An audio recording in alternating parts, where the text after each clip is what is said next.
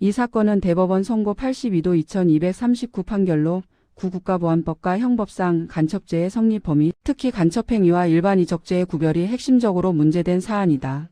피고인은 일본에 체류하면서 북한 공작원과 접선하여 국내 정치사회 상황, 학생운동 동향, 군부대 위치 등 여러 사항을 보고 전달하였다는 이유로 국가보안법 위반, 방공법 위반 등으로 기소되었다. 제1심과 원심은 피고인의 이러한 행위를 반국가 단체의 지령을 받아 목적 수행을 위한 간첩행위로 평가하여 유죄를 인정하였다. 그러나 대법원은 먼저 간첩행위의 의미를 엄격히 한정하였다.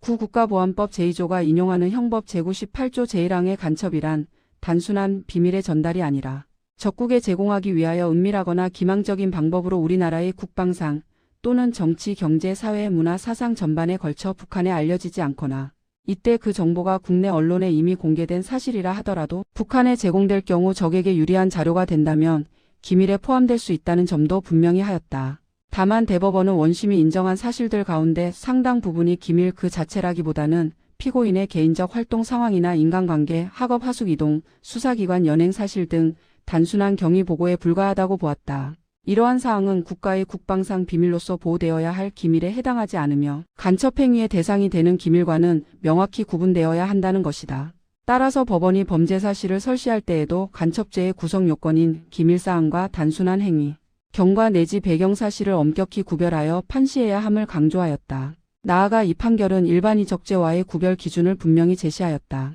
직무와 관련하여 군사상 기밀을 취득한 자가 이를 적국에 누설한 경우에는 형법 제98조 제2항의 기밀누설죄가 성립하고 직무와 무관하게 군사상 기밀을 취득하여 이를 적국에 제공한 경우에는 형법 제99조의 일반 이적죄가 문제될 수 있다. 그러나 이 사건에서 피고인이 취득한 정보는 직무상 취득한 군사기밀이라고 보기 어렵고 설령 일부 군사 관련 정보가 포함되어 있더라도 그 보고 전달 행위 자체를 곧바로 형법 제98조 제1항의 간첩행위로 평가할 수는 없다고 판단하였다.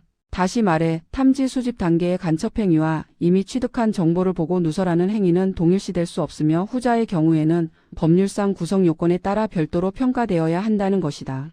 결론적으로 대법원은 제1심과 원심이 간첩죄의 구성 요건에 관한 법리를 오해하여 기밀이 아닌 사항까지 포함해 피고인의 보고 누설 행위를 포괄적으로 간첩행위로 인정한 점이 판결 결과에 중대한 영향을 미쳤다고 보았다.